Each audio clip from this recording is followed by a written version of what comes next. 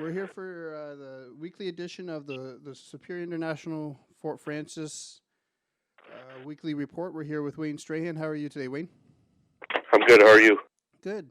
The Lakers went last week. They went 1-3 against English River Miners in the Dried Nice Dogs, with coming off a win in Kenora over the Miners on the 18th. What do you take away out of those 9 periods of play, Wayne?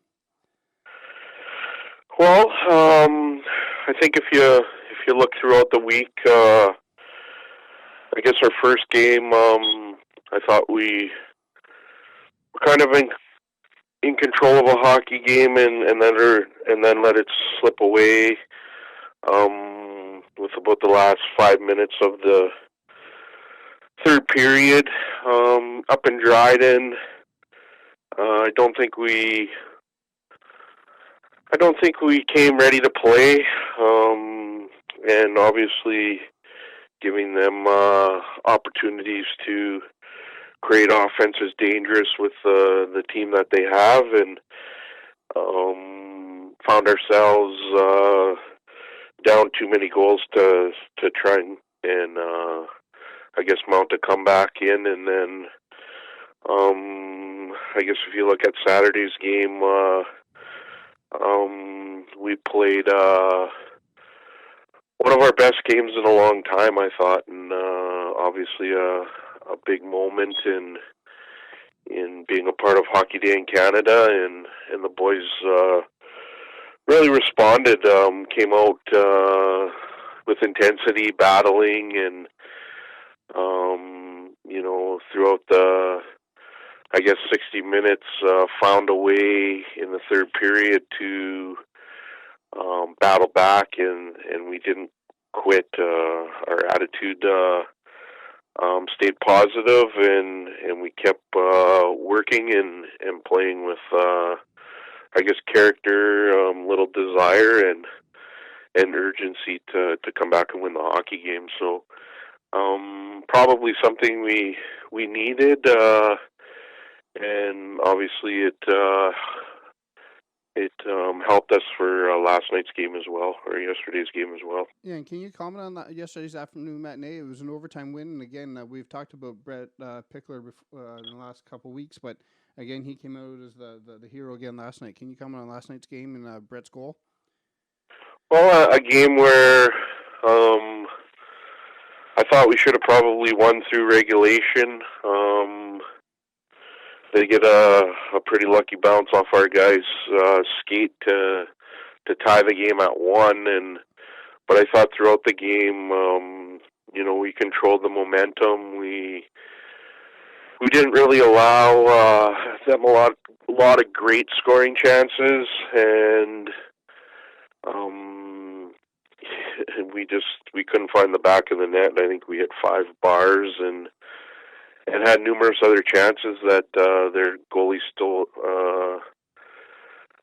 robbed us on some big saves, and but again, we go down 2-1 in the third period, and probably a couple weeks ago that would have sank our bench, and we would have been fighting to win the hockey game, but the guys stayed positive, and they kept working, and after we went down 2-1, we created a lot of opportunities, and I guess the more opportunities you can create in this game, the more chance of having success, and we were able to tie it within the last 5 minutes, and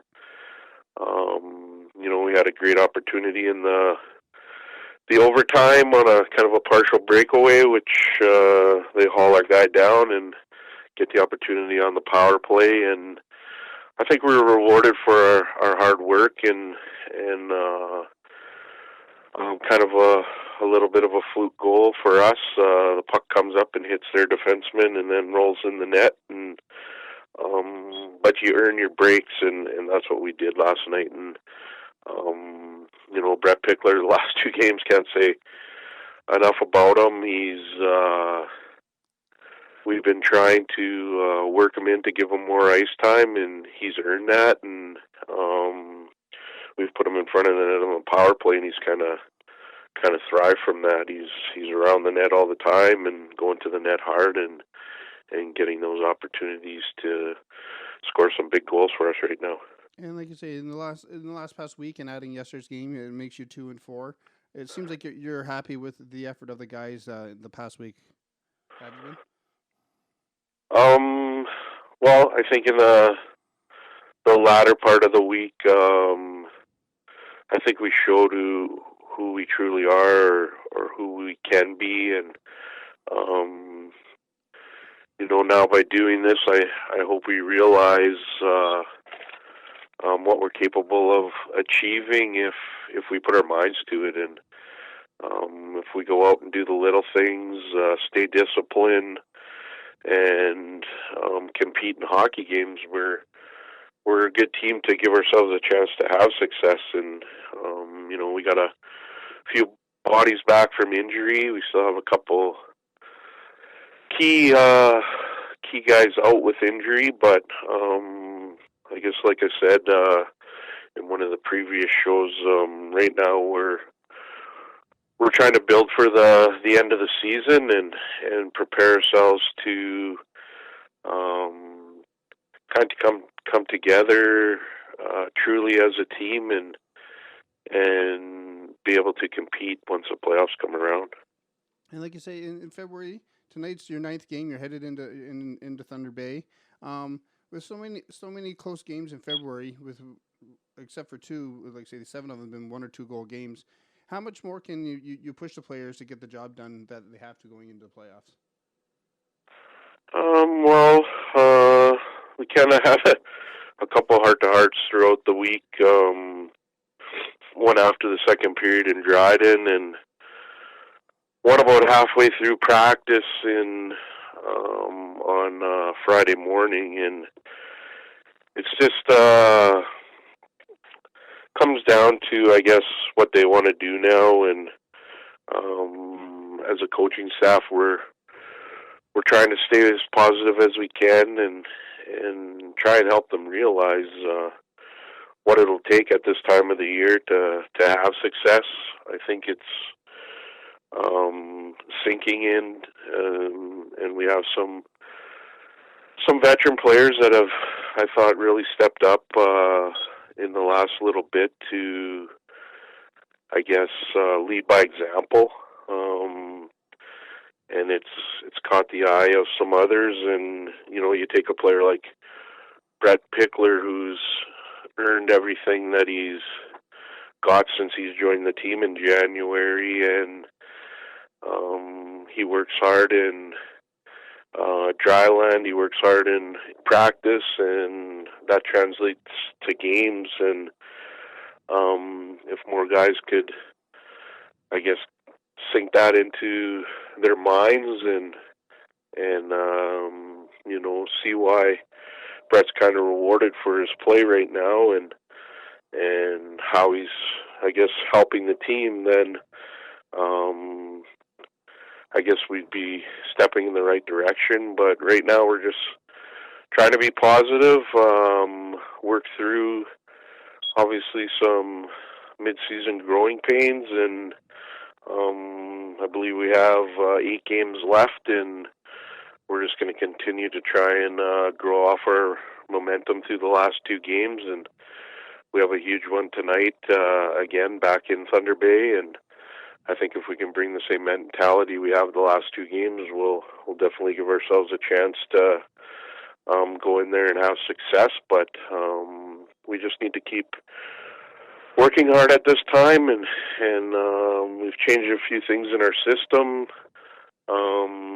to kind of, I guess, help our defensive game, and it seems to be working for the most part, and we'll just continue to in practice to work on those things to make them stronger, and we'll see what happens coming down the stretch here. And like you mentioned, you have 8 games in the next 18 days, like heading into the playoff hunt. I know you're not a psychiatrist, but is it more mental or physical on the roster heading into the next 18 days? Well, I think it'll be a little of both. we've actually played a lot of hockey throughout the second half, but we're not looking for excuses or trying to find excuses on why we're at where we are. But if the boys can get their rest and take care of themselves away from the rink, that'll be a huge key in helping our success on the ice. In some of the system changes, it's not as aggressive as we were in other systems that we play, and so that will probably help a little bit. But mentally, we just have to prepare every day and stay strong and positive, and know that if we come to work throughout those 18 days, we'll prepare ourselves for each and every game. Now, your next 4 games are on the road. You have 1 against Thunder Bay, 1 against Thief River, 2 in Minnesota. What do you expect with this coming weekend's road trip? Well, always of a win, of course. We know that. For sure. Yeah, we definitely want to keep progressing and bringing in the wins after the previous month. But it's a good time of year, I think, to come together. And I think in our next 7, 6 of them are on the road, and I think it's good to get away. We've actually played some of our best games on the road this year, and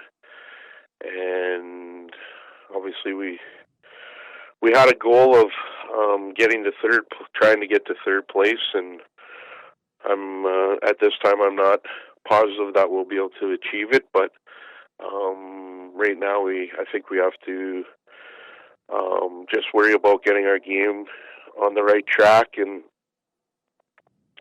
fourth place isn't out of the question, and it would be nice to have home ice in the Survivor Series if that's where we're gonna have to play in the first round of the playoffs. And but these games will be big, and tonight will be a big test against Thunder Bay in their own rink, and then we play Thief River, a team that we've battled all season and had some really good hockey games against in their own rink, and probably in front of a pretty big crowd. I know they have a special occasion night for fans that night, and then we have 2 against Minnesota, a team that we need to get points against, and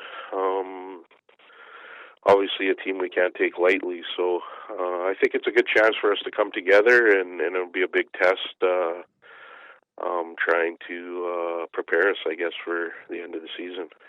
And the last question is, Power of social media saw a lot of pictures from the guys about, Kenora and the Hockey Day in Canada, and I talked to a few of them, and they mentioned how fun it was and something that they'll never forget.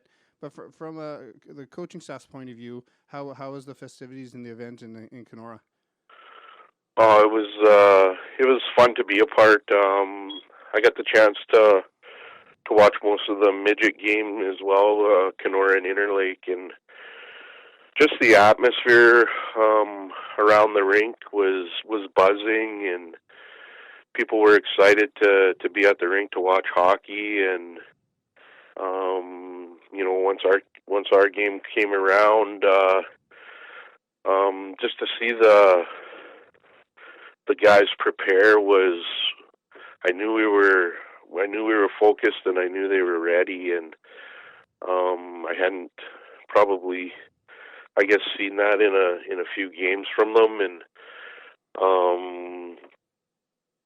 but once it was game time, and you saw the amount of people and the opening ceremonies and everything, it was just it was special to be a part. And it was a opportunity for both teams, really, or all 4 teams if you include the 2 midget teams, to experience a chance of a lifetime. And you don't get those opportunities every day, and and to see some of the great icons of Canadian hockey, and be a part of their day as well, and interact with them in a few different manners. It's just the experience will never be forgotten for sure, and to see the faces on the faces of the players, and how they reacted to it, they'll have some good memories to tell people for the rest of their lives. Well, thank you very much, Wayne, and good luck tonight. And we'll talk to you next week. Okay, thanks. Thank you. Okay, I appreciate it. Bye-bye.